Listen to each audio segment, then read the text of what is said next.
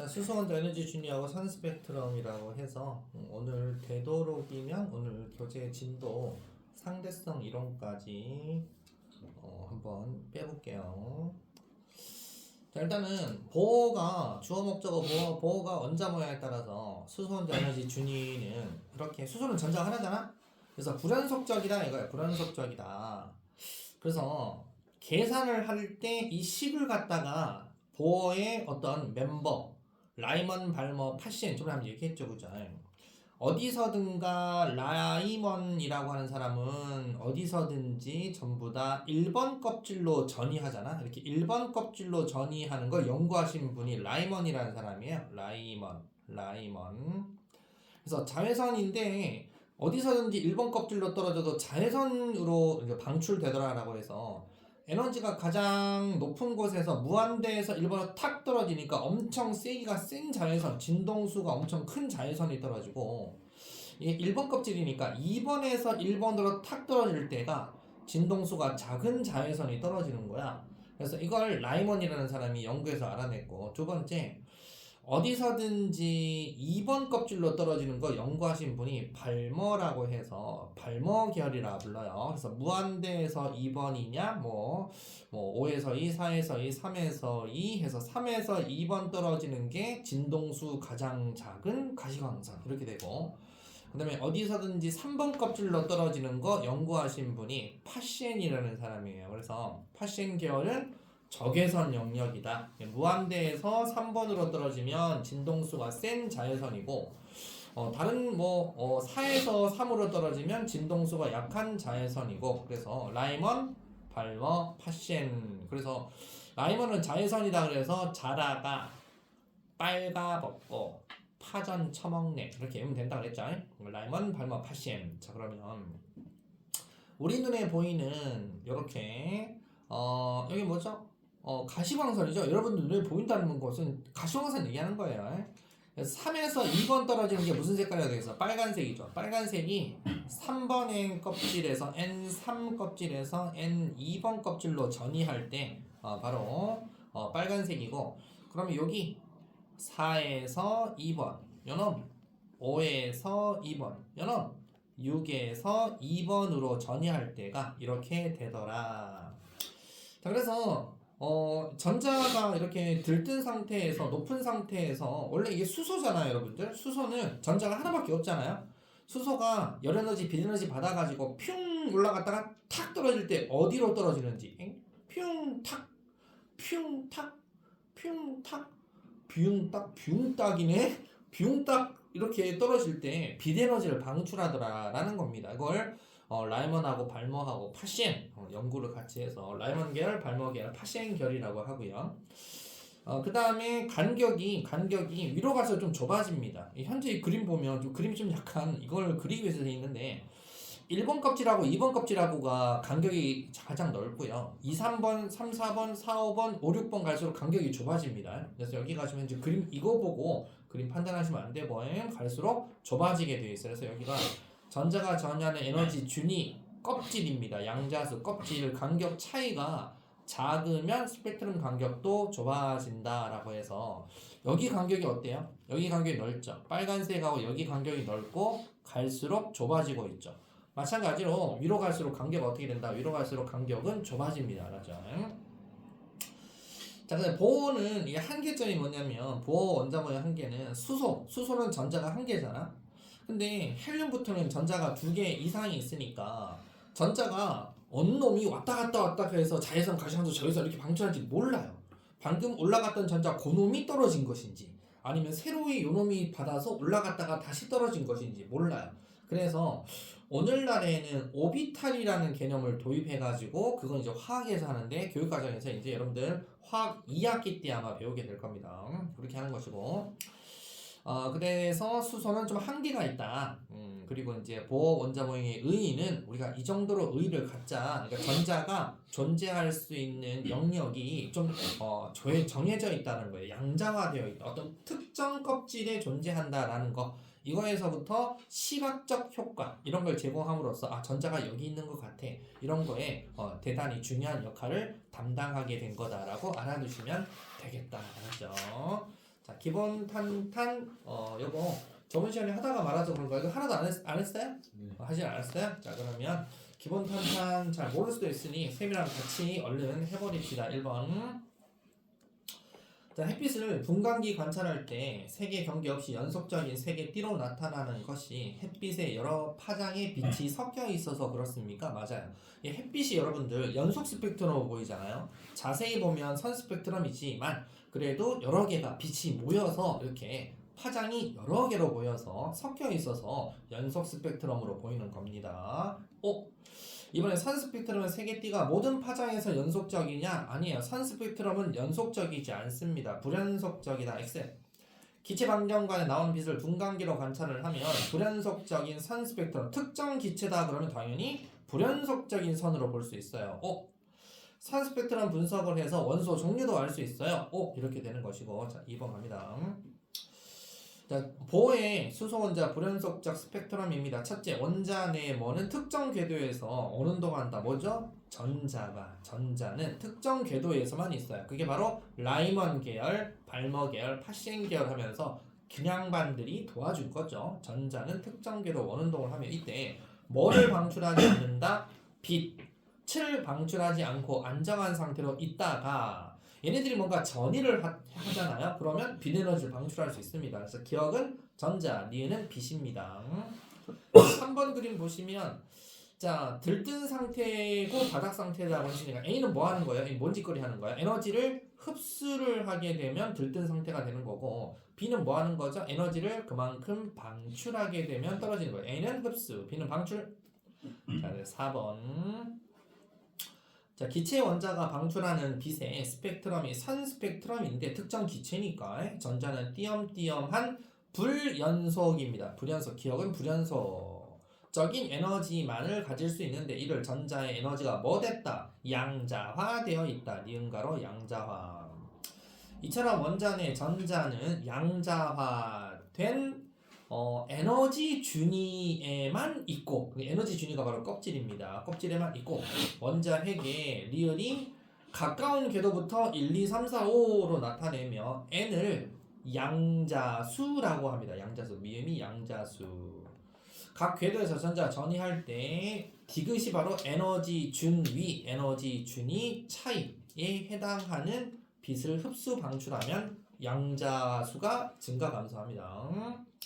5번 한번 봐볼게요. 자, 전자 전이 방출할 때 광자 한 개 에너지 설명입니다. 광자 에너지가 크면 진동수 당근 큽니다. 크다.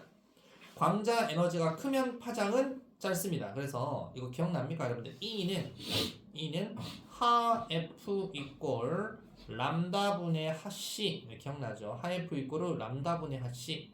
에너지는 뭐에 비례한다? E. 에너지는 F 진동수에 비례하고 람다 파장에 반비례한다. E는 F랑 비례, 람다엔 반비례.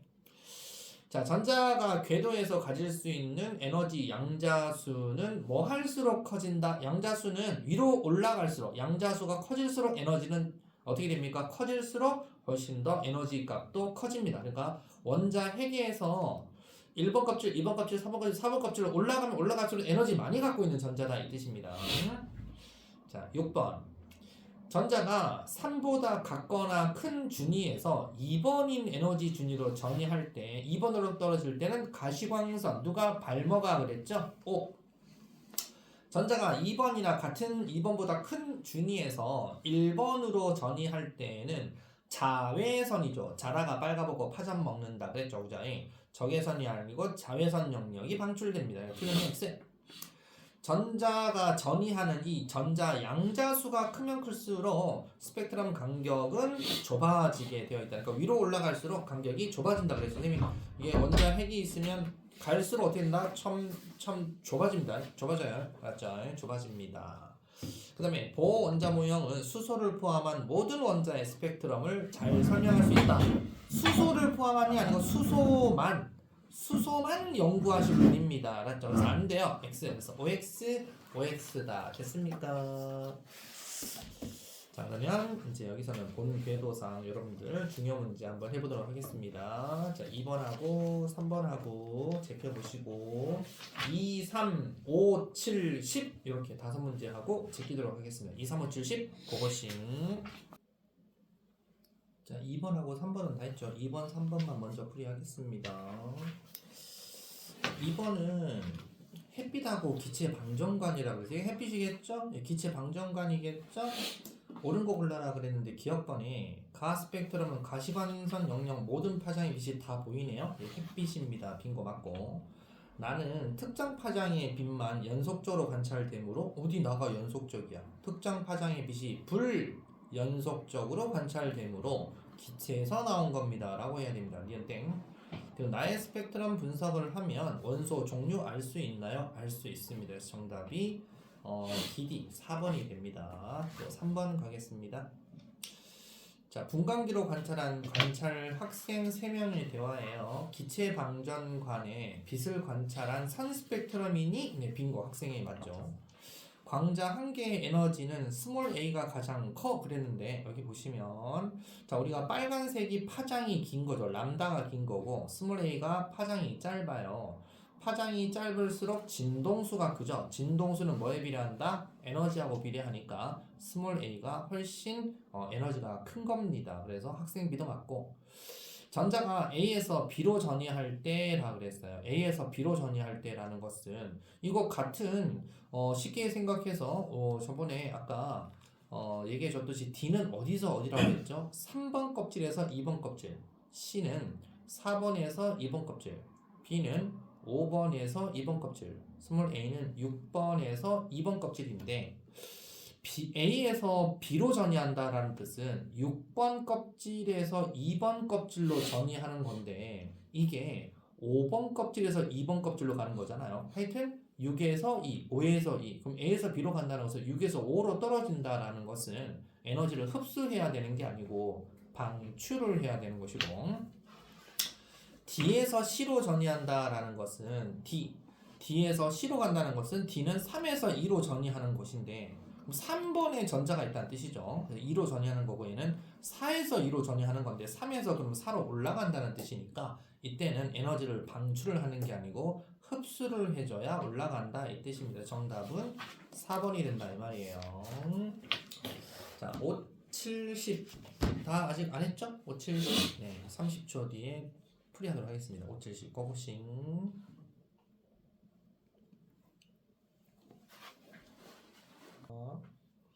자, 5번 째려보시면 수소 원자 모형이다 해서 1, 2, 3 옳은 거 골라라. 기억 양자수 n에 따라 원자 내 전자가 불연속적입니다. 네, 기억 정답 니은 원자 내 전자가 가질 수 있는 양자화된 에너지를 단계적으로 나타난 걸 요걸 에너지 준위라고 해요. 절대 여기 사이에는 전자가 존재할 수 없어요. 사이에는 디귿 전자가 핵에 가까운 n 이꼬르 1번인 단계에 있을 때가 가장 에너지 적고 갈수록 셈이 에너지가 커진다 그랬죠. 에너지 작고 에너지 점점 해서 커집니다. 그래서 그만큼 전자가 열에너지, 빛에너지 많이 받으면 많이 받을수록 전자가 올라타요. 점점 이렇게 가서 전자가 아예 도망가 버리면 자유전자가 되겠죠. 자유전자. 에너지 많이 받아야 자유전자 되겠죠. 그죠?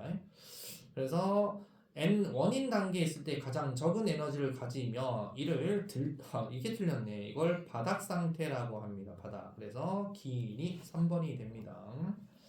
그다음에 7번 봐보면 보호의 수소원자 모형에서 에너지의 일부와 전자 전이다 그랬어요. 전자 진동수는 FA인 광자 A를 흡수했다가 자 그림 보니까 여기 전자가 있었대. 근데 FA인 진동수, FA인 광자 A를 흡수를 했어요. A 진동수, 이 진동수 보이죠? 진동수를 흡수하니까 이만큼 튀어 올라갔대요. 그럼 2에서 4번으로 튀어 올라간 거예요. 그랬다가 그러면 광자 A를 흡수했다가 다시 FB인 광자 B를 방출을 했대요. 이만큼을 방출을 했대요. 자, 그거 물어보는 거죠, 그죠? 근데 그림 보면 FA는 2번에서 4번으로 간 거고 FB는 4에서 1번으로 전자를 전이시킨 거예요. 그러면 얘가 진동수가 이만큼이다 라는 것은 에너지가 이만큼이다 라고 하면 얘는 진동수 얼마만큼 많이 방출했겠다, 그죠? 에너지 엄청 많이 방출했겠다, 그죠? 에너지하고 또 뭐하고 반비례다? 에너지하고 파장하고 반비례니까 에너지가 클수록 파장은 작고 에너지가 작을수록 파장은 길다. 그래서 A가 훨씬 파장 람다가 긴 거고 B가 훨씬 람다 값이 작은 거다. 자, 그러면 7번에 진동수는 누가 더 커요? FB가 진동수가 큰 거죠, 그죠? 그래서 FB가 큰 건데 FA라 그랬네, 땡. 파장이 나왔네, 그죠? 파장은 누가 길다? 여기 A 상태가 B 상태보다 훨씬 긴 겁니까? 요놈이 긴 거다 그랬죠? 니은 정답. 디귿. n 이꼬르 1인 상태의 전자가 진동수 FB-FA FB-FA면 뭐 얘기하는 거예요? 보시면 B-A면 B가 지금 요만큼이 B고 A는 요만큼이 A인데 요거에서 요거 빼면 뭐 얘기하는 거죠? 요만큼 얘기하는 거죠. 요만큼 A. 그죠? 요만큼을 얘기하는 거예요.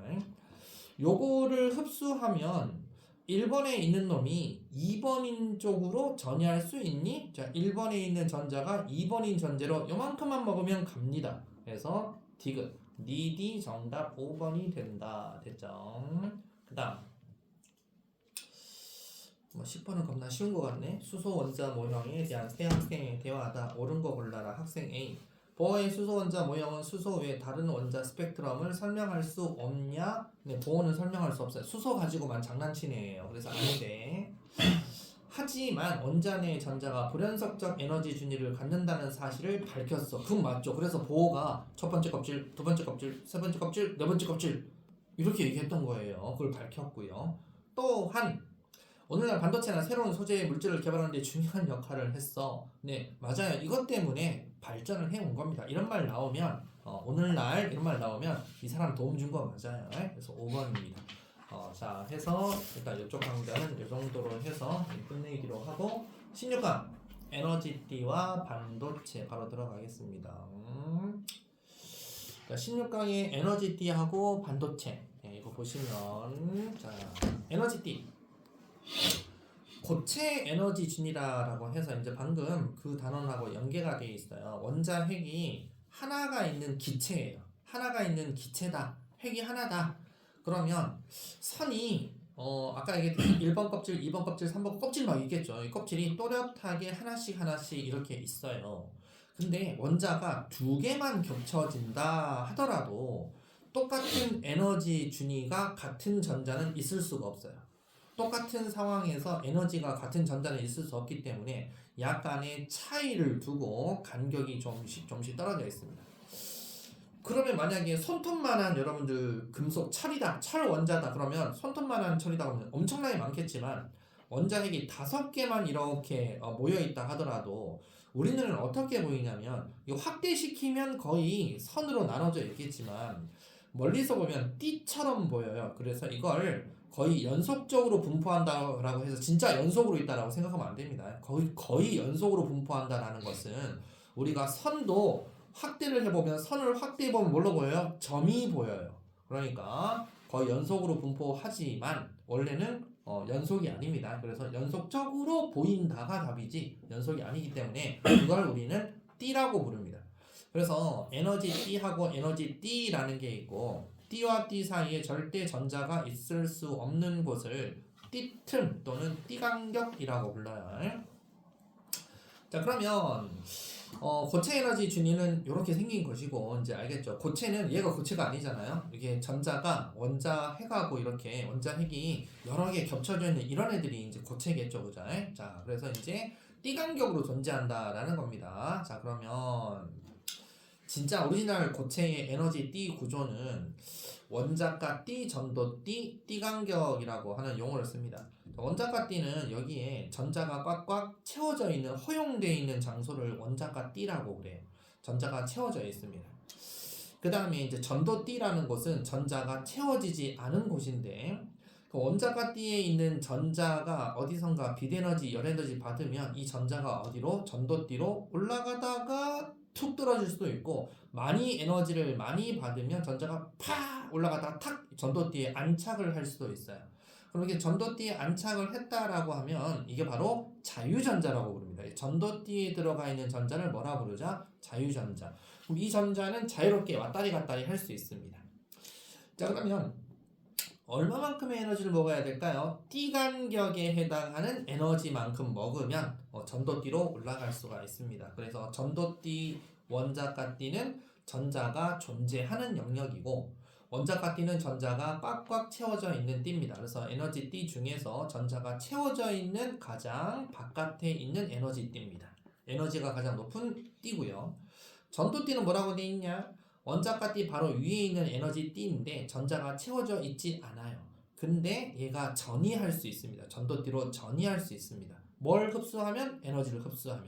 그럼 전도띠에 있는 전자도 떨어질 수도 있겠죠. 뭘 방출하면? 에너지를 방출하면.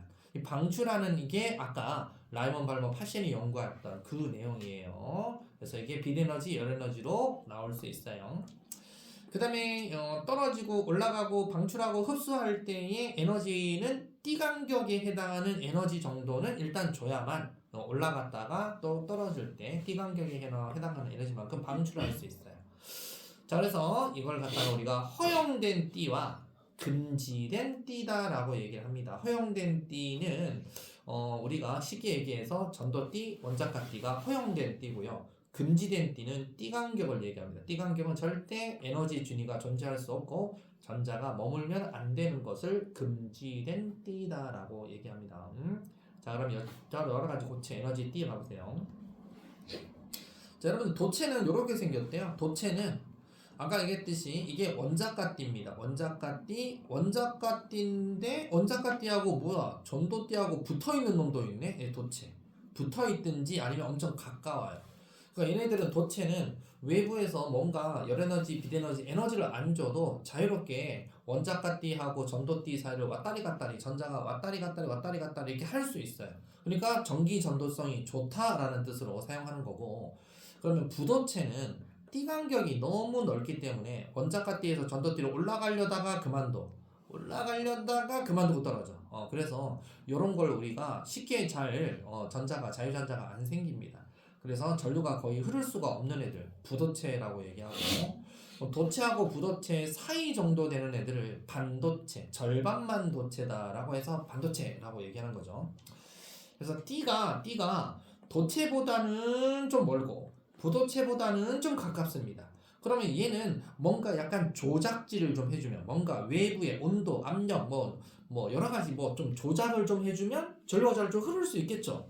그래서 반도체는 뭐를 하면 좀 전류가 잘 흐를 수 있냐면 열을 좀 받게 해주면 전자가 좀 튀어 올라갈 수 있겠죠. 그래서 열이 많이 나는 스마트폰이나 스마트 기기나 초정밀 이런 전자제품은 열이 많이 발생하잖아요. 거기에 반도체를 쓰면 얘네들 열 받으면 잘 전자가 왔다 갔다 하면서 전류를 잘 흐르거든. 그래서 우리가 반도체를 갖다가 이렇게 밀폐되어 있거나 뭐 이런 초정밀 부품 이런 거에 반도체를 많이 쓰게 된 겁니다.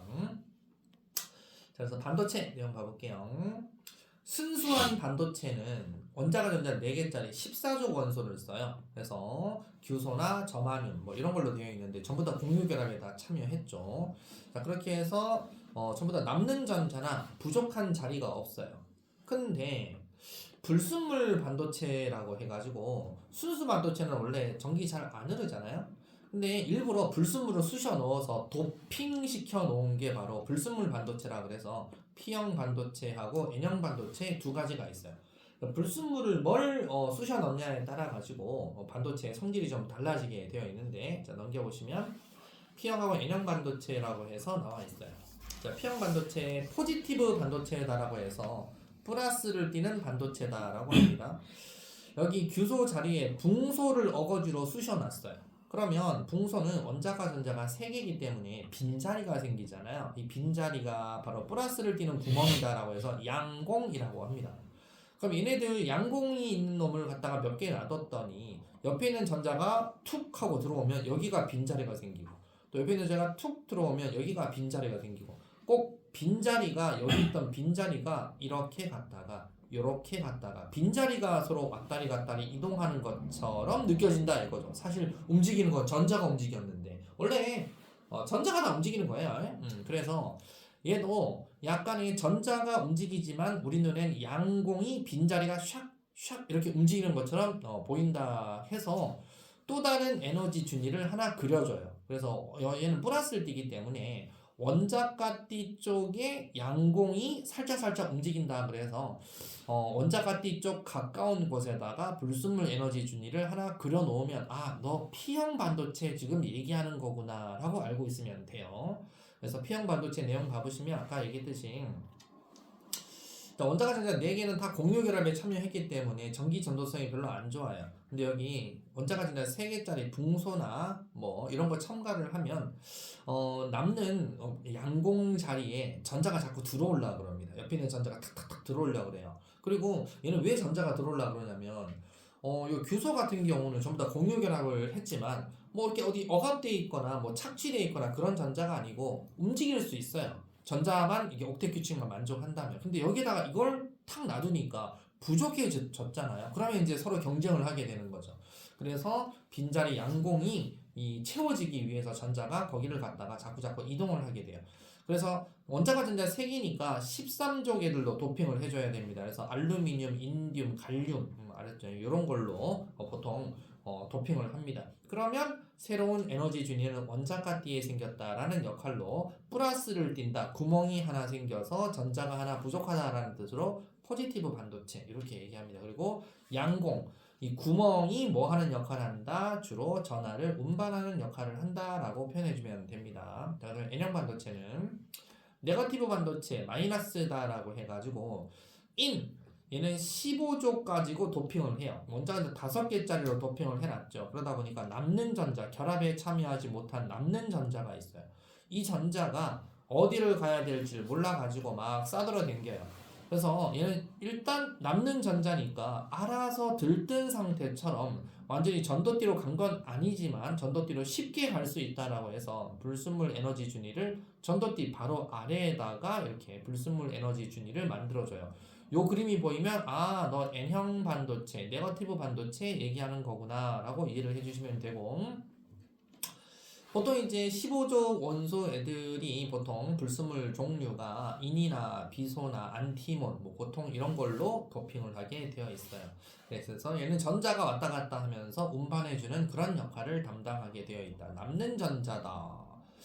자, 그러면 이걸 이용해서 만든 게 PN 접합 다이오드다라고 해서 P형, N형 반도체 2개를 붙여놨어요.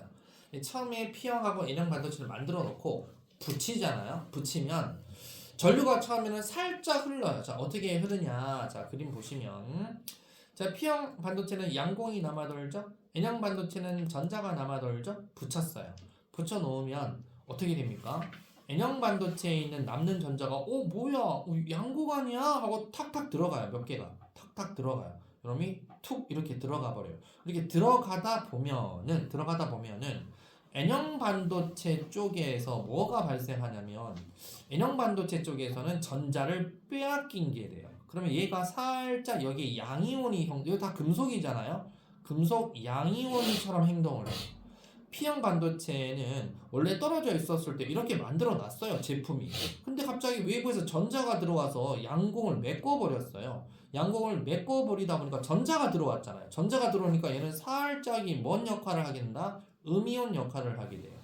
그러면 양이온, 음이온 꼭 뭐 이온 결합처럼 얘들끼리 뭔가가 자기들끼리 이제 플러스 마이너스끼리 정확하게 플러스 3개면 마이너스 3개 이렇게 플러스 4개면 마이너스 4개 이렇게 딱 형성이 되면서 이온 결합처럼 뭔가가 더 이상 양공과 전자가 이동하지 않는 그런 더 이상 확산하는 걸 막는 그런 역할을 하면서 제품 출하가 됩니다.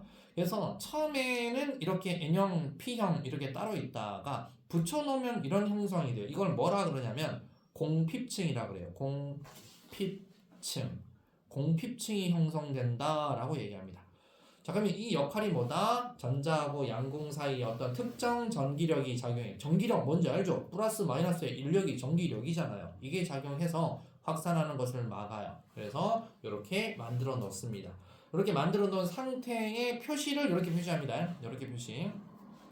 이렇게 표시하든지 모양은 구조는 PN이라고 안 써요. 안 쓰는데 이제 학생들 돕기 위해서 PN이다. 그럼 P에서 N으로 전류가 흐릅니다. 이렇게 또는 화살표로 P에서 N이다, P, N이다 이렇게 얘기합니다. 이렇게 해서 우리는 표시하게 돼 있다라고 알아두시면 되고요. 자, 그러면 이제 순방향, 역방향 바이어스라고 해서 순방향이다, 역방향이다 이게 무슨 말이냐? 여러분들 순방향이다 그러면 P형 반도체는 양공이 남아돌잖아요. 여기다 배터리 플러스 연결하면 양공이 어떻게 된다? 플러스 청력 때문에 간다. 뭐 이런 의미로 생각하시고 N형 반도체는 전자가 남아돌잖아요. N형 반도체에 마이너스 연결하면 마이너스 반발력 때문에 전자가 튀어간다. 뭐 이런 의미입니다. 그러니까 결국 P형 반도체에다가 배터리 플러스 연결, N형 반도체에다가 배터리 마이너스 연결을 하잖아요. 그래서 P형에다가 플러스, N형에다가 마이너스 이렇게 연결을 해두면 아까 얘기했던 공핍층이 넓어져 있었는데 공핍층이 얇아진다라는 게 공핍층이 좁아집니다.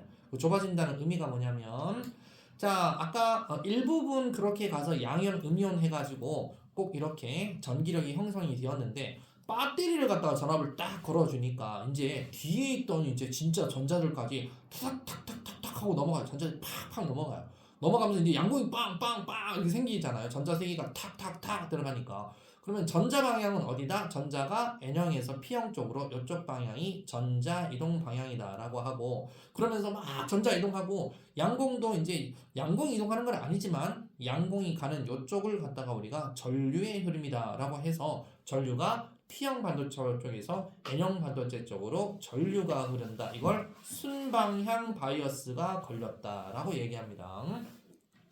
그래서 이 그림이에요. 이 그림이 서로 붙어있는 걸 떨쳐놨더니 이렇게 전도띠에 있는 전자가 원래 여기 N형 반도체에 있는 전자는 약간의 왜 에너지 준위를 이렇게 높게 그려놨냐면 N형 반도체에 있는 전자가 뭐다? 마이너스 반발력 힘을 받아서 밀려 떨어지니까 얘가 에너지 준위가 높고 에너지 준위가 낮은 쪽으로 전자가 탁 떨어지면서 양공에 채워진다. 전자가 양공에 채워진다. 이런 뜻입니다. 알았죠? 그래서 이 화살표는 지금 뭐 하는 거냐면 약간의 에너지 준위가 좀 약간 높잖아요. 갈수록 에너지 준위가 어떻게 된다? 낮아진다는 개념으로 이해해 주시면 됩니다. 그래서 PN 접합면에서 전자 양공이 결합하면서 이렇게 현상이 일어납니다. 이거 이용해서 만든 게 전자가 탁 떨어지면서 나가는 게 LED잖아요. LED. 그죠? 발광 다이오드가 이 원리하고 똑같습니다. 순방향 연결해 놓으면 전자가 들뜬 상태의 전자가 바닥 상태로 탁 떨어지면서 그만큼 갭 차이에 해당하는 빛 에너지를 방출하는 게 LED입니다. 자, 이게 순방향이고요. 그 다음에 역방향 전압은 그거 반대예요. P형 반도체에 무조건 배터리 플러스 연결해야 되는데 P형 반도체에 배터리 뭐 연결했냐? 마이너스 연결. N형 반도체에다가 배터리 마이너스 연결해야 되는데 N형에다가 배터리 플러스를 연결하게 되면 공핍층이 더 넓어지게 되어 있어요. 공핍층이 더 넓어지면 이온 결합하듯이 자기들끼리 빡 이렇게 양이온, 음이온 이렇게 탁 되어 있으면 자기들끼리 결합해갖고 전자 이렇게 양공 통과 안 시켜줘요 서로. 그러다 보니까 전류가 흐르지 못합니다. 그래서 가뜩이나 지금 현재 공핍층 때문에 못 흐르고 있었는데 배터리 반대로 걸어주면 N형 반도체에 남는 전자들이 이렇게 가는 게 아니고 P형 쪽으로 가는 게 아니라 N형 반도체 전자들이 배터리 플러스 쪽으로 쏠려서 가버려요. 그러면 가운데는 더 이상 전류가 흐르지 않고 P형 반도체 양공도 원리상 배터리 마이너스 극적으로 가버린다는 의미예요. 그럼 여기가 더 두꺼워지면서 공핍층 두께가 두꺼워집니다. 그래서 얘들이 가다가 턴한다는 의미가 그런 의미다라고 이해해 주시면 됩니다. 그래서 역방향 걸리면 안 흘러, 순방향 걸리면 흘러 이 뜻입니다. 그럼 이게 바로 이거예요. 자, 전류가 우리나라는 60Hz라는 게 초당 1초에 60번 떨어요. 한 번, 두 번, 세 번, 네 번. 그러면은 다 4번 반 정도 돼 있네요. 이렇게 돼 있는 게 1초에 60번을 떤다고요. 그러면 입력 전압 둘 중에 한쪽에만 다이오드 연결하면 어떻게 됩니까? 한쪽은 안 흐르고 한쪽만 흘러요. 그게 바로 정류회로, 정류작용을 하는 거다 해서 통합과학 할 때도 배웠을 거다. 자, 다이오드 이용은 방금 그렇게 했듯이 정류작용에 이용할 수도 있고 충전기 어댑터 있죠 여러분들? 어댑터 저기 하얀색 대갈통 있잖아요. 그죠? 저 어댑터가 지금 저 돼지 콧구멍에는 교류가 들어오는데 저기 어댑터는 교류를 직류로 바꿔서 여기 충전을 해주는 거예요. 여러분들 핸드폰 배터리나 패드 배터리는 다 이 리튬 이온 배터리잖아요. 한쪽은 플러스, 한쪽은 마이너스로 충전을 시켜줘야 돼요. 우리 그거 배웠잖아요, 그죠? 기억나죠, 그죠? 충전 방전시키는 거 배웠죠? 네, 그게 바로 어댑터, 그거 얘기하는 게 바로 다이오드가 들어가 있다. 그리고 발광 다이오드 LED라 그래서 이게 LED 원리라 그랬죠. LED는 딱 레드, 그린, 블루 딱 빨초파 세 가지만 방출시키면 별의 빨초파의 세기를 좀 조절하잖아요. 별의별 빛의 에너지, 빛 에너지를 다 방출할 수 있다. 그리고 이거 가지고 이용한 게 광전 효과. 그것도 우리 얘기했었죠. 이거 반대로 되는 게 광전 효과입니다. 자, 그러면 자료 PN작법 다이오드 연결된 회로 분석하기 되어 있는데 뭐 분석까지는 할 필요는 없고 그냥 그림 보시면 그냥 이렇게 되는 거다라고 이렇게 2번에 입력된 전류가 교류로 갈 때 한쪽으로 출력된 게 한쪽으로만 간다라고 하면 한쪽에다가만 이렇게 다이오드 연결해 놔야만 갑니다. 한쪽으로만 가고 밑에는 다 사라집니다. 이렇게 알아두시면 되고 그 이용의 얘가 이렇게 빛 방출하는 거 있죠. 이게 LED다. 조명장치, 신호등, 각종 영상 표시 장치에 이용하는 것이다 라고 알아두시면 되겠다. 자, 기본 탄탄 6번까지 이거는 다 했으니까 그거씩 하겠습니다. 그거씩. 자, 1번에 O, X, O, X, O. 2번 기억은 전도띠, 니은 원작가띠. 밑에도 원작가띠입니다. 접쳐져 있어. 그 다음에 디귿은 띠틈 또 해도 되고 띠 간격이라고 해도 돼요. 그 다음에 리을은 도체 얘기하는 거고 미음은 반도체 얘기하는 겁니다. 3번은 잘 흐르지 않는다. 밑에는 흐른다. 자, 4번은요 OOX예요. OOX. 5번은 한쪽으로 이걸 정류작용이라고 그러고 순방향 연결돼야 플러스에서 마이너스로. 3번은 역방향, 4번 흐른다, 5번은 흐르지 않는다 이렇게 됩니다. 6번은 정류작용, 기억 정류, 니은 띠간격이라고 하면 돼요. 자, 혹시 이상한 거 있으면 질문 없으면 패스. 괜찮나요? 네, 좋습니다. 패스하겠습니다. 자, 실력 숙수기는 역시 중요한 문제만 하고 넘기도록 하겠습니다. 1번, 5번, 7번, 9번, 1579, 13 이렇게 하겠습니다. 1579, 13.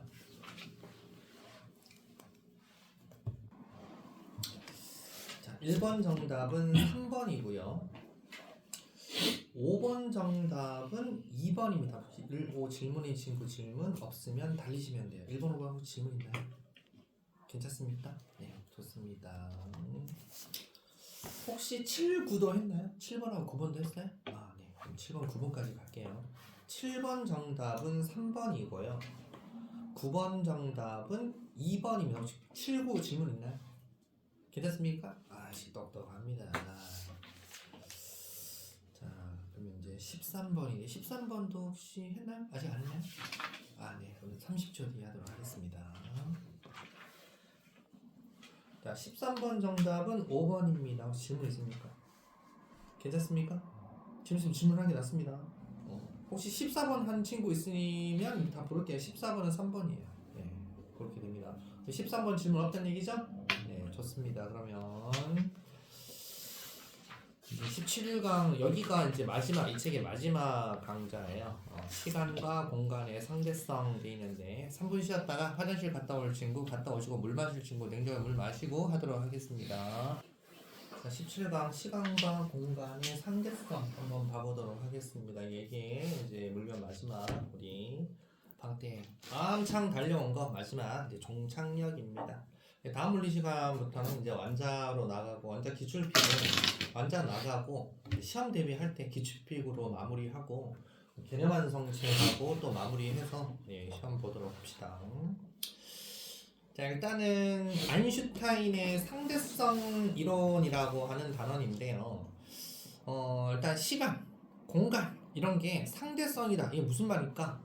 어떤 사람한테는 그 시간, 그 공간이 맞다 아니다 난 이건데 넌 그렇게 느껴? 난 아니게 느껴지는데 상대적이다는 그런 개념에서 출발을 하는 게 시공간 상대성이에요.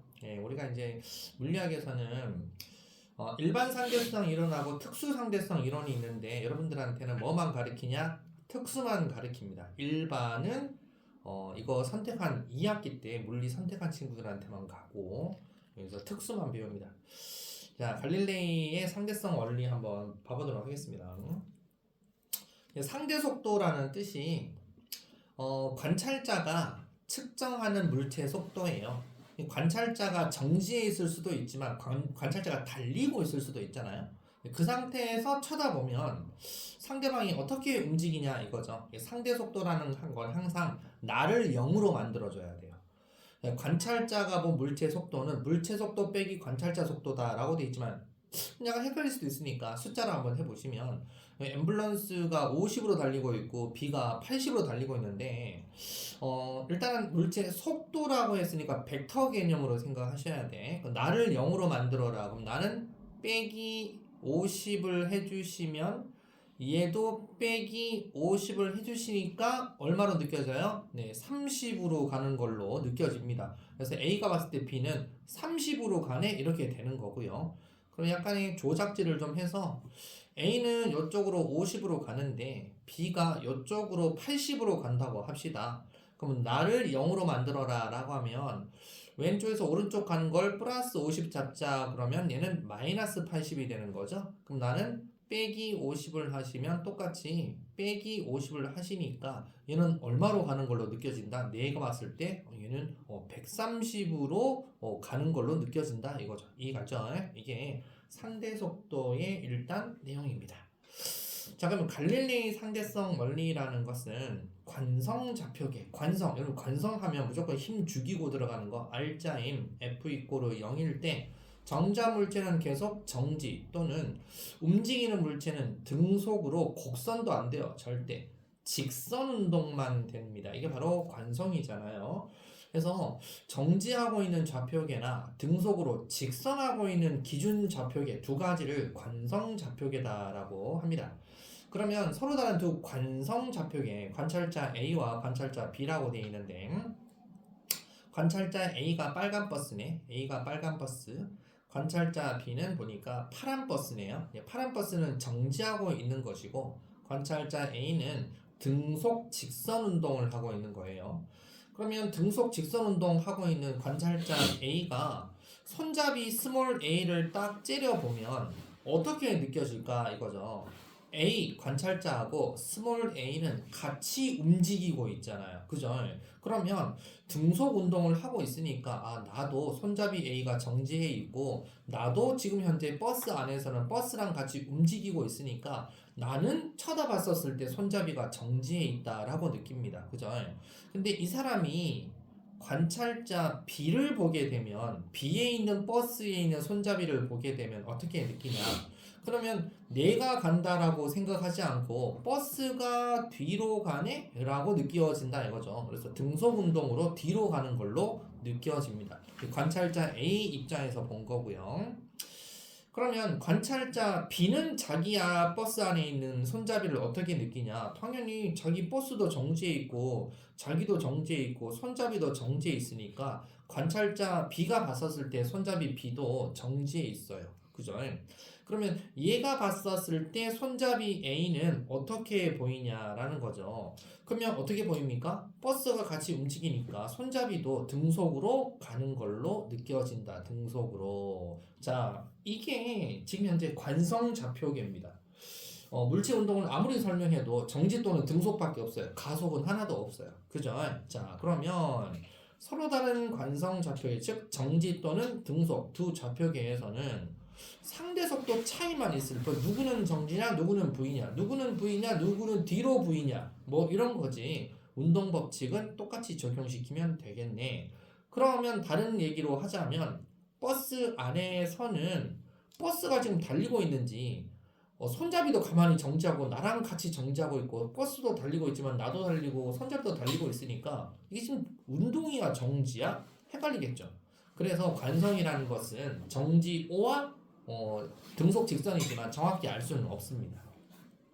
그래서 갈릴레이의 상대성 원리가 정확한 기준을 알지 못한 상태에서 정지와 등속도를 구별할 수가 없다라고 했어요. 그래서 이걸 모순점 사고다라고 얘기하는데요. 자, 한번 봐보세요.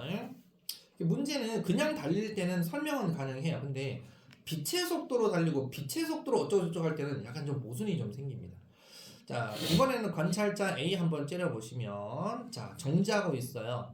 그러면 이제, 여러분도 알겠죠? 우리 사람 눈에서는 레이저가 나가는 게 아니고, 자기 얼굴에 있는 어디선가 오는 빛이 얼굴에 반사되어서 거울로 갔다가, 거울에서 다시 빛이 반사되어서 내 눈깔로 들어와야만 거울에 비친 내 얼굴이 보인다는 거예요. 알았죠? 그러니까 쉽게 얘기하면, 내 면상이 거울에 갔다가 거울에서 다시 반사된 빛이 내 눈에 들어와야 거울에 있는 내 얼굴을 내가 본다는 뜻이에요. 알았죠? 자, 그럼 정지에 있을 때는 빛이 빛의 속도로 움직이기 때문에 빛의 속도를 c라고 가정합니다. c로 등속으로 움직이기 때문에 뿅뿅 이렇게 오니까 내 얼굴이 거울에 보여요. 그러겠죠, 그죠? 자기의 얼굴을 볼 수 있어요. 근데 만약에 여러분들이 빛의 속도로 달리고 있다라고 생각해 봅시다. 거울을 들고 빛의 속도로 달리고 있다라고 생각하면 지구상에서는 빛의 속도보다 빠른 속도의 어떤 물체나 이런 건 있을 수가 없기 때문에 얼굴에 빛이 비쳐서 거울로 가는 빛이 나도 빛의 속도로 가기 때문에 거울에 내 얼굴이 안 보입니다. 무슨 뜻 이해가죠, 그죠? 자, 그래서 이게 약간의 얘는 정지고 얘는 등속인데 그럼 둘 다 관성인데 그럼 같은 운동 아니야? 그럼 똑같은 현상이 보여야지 모순점이 생긴다 이거예요. 그래서 아까 방금 얘기했듯이 관찰자 A는 볼 수 있는데 관찰자 B는 자기를 볼 수 없으니 다른 현상으로 보여요. 그러면 관성좌표계는 구별이 되지만 정지, 등속 구별이 되지만 두 사건, 여러분 관성이라고 하는 이 두 사건, 상대성 원리에 따른 두 사건이 동일하게 관측이 되어야 하는데 똑같은 결과물이 관성은 똑같은데 R짬 F 이꼬르 0인 상태를 관성이라고 한다 했잖아요. 그런데 관찰자에서 이 현상이 구별이 되어서 두 사건을 같은 방식으로 똑같이 설명할 수가 없기 때문에 갈릴레이 상대성 원리에 위배가 되는 현상이 생깁니다. 그래서 어디에다가 도입을 하게 되면 꼭 이런 문제가 생기냐? 빛. 그래서 아인슈타인이 특수상대성 이론이다라고 하는 이 이론을 도입을 하게 되면 즉 관성계에서 빛의 속력이 관측자 운동 상태하고 무관한 거야. 관측자가 빛의 속도로 가든 관측자가 빛의 속도보다 느리게 가든 무관하게 간다고 가정을 하면 이런 모순점은 해결이 된다라는 관점에서 특수상대성 이론이 도입이 됐습니다. 그럼 특수상대성 이론 한번 들어가 보도록 하겠습니다. 특수상대성 이론을요 왜 맨 마지막에 뒀냐면 물리의 최종 종점이에요. 이거를 설명해 주잖아요. 그러면 처음 들으면 무슨 말인지 몰라요. 거의 100명 중에 90명이 무슨 말인지 몰라요. 근데 한 두 번 하잖아요. 그럼 그제서야 50% 정도 무슨 말이야 알고 또 한 번 더 하잖아요. 그럼 그제서야 하고 알아요. 그러니까 집에서 여러분들이 잘 보셔야 돼요. 문제도 잘 풀어보고. 선생님 대학 때 배웠던 특수상대성 이론, 상대성 이론 책만 해도 엄청 두꺼워요. 완전히 영어 사전 두께처럼 엄청 두꺼운 건데 고삐리 애들한테 특수상대성 이론을 이걸 설명할 때 부분만 빼서 수록을 해놨어요. 그러니까 여러분들한테는 이 정도만 알고 대학 올라와 이 뜻이지 이거를 학문적으로 다 알아가지고 가야 될 필요성은 없어요. 그래서 우리 교과서에 있는 이 내용 부분만 이해하고 맞춰주시면 됩니다. 여기서 물어보는 것만 맞추면 됩니다. 자, 그러면 우리가 여기에 수록되어 있는 내용만 한번 외우고 이해해 봅시다. 자, 특수상대성 이론의 두 가지 가설이라는 게 있는데 상대성 원리, 광속 불변의 원리. 아인슈타인이 발표했어요. 상대성 원리하고 광속 불변의 원리라는 건데요. 상대성 원리는 이렇게 생각하시면 돼요. 어찌됐든지 간에 상대성이니까 모든 관성좌표계야? 그러면 똑같이 성립시켜 라는 뜻입니다. 그러면 어떤 상황이길래 똑같이 성립시켜도 되냐? 자, 보시면 트럭 위에 관찰자가요. 지금 공기장 마찰 다 무시해요. 왜? 등속도로 가려면 공기장 마찰 무시해야 하잖아요. 그죠? 자, 그랬을 때 이 학생이 공을 위로 던져요. 공을 위로 던졌는데 공이 탁 이렇게 떨어지더래요. 당연히 여러분들이 머릿속에 생각해 보세요. 공기장 마찰 무시인 상태에서 공을 위로 던졌어요. 정확하게. 그럼 아래로 탁 떨어지겠죠. 네, 맞아요. 자, 근데 차는 등속으로 달리고 있었어요. 등속 V로 달리고 있었어요. 자, 이런 걸 여러분 어떻게 느낄 수 있냐? 등속 시속 100으로 달리고 있어요. 시속 100km/h. 시속 100으로 달리고 있어요. 근데 공기장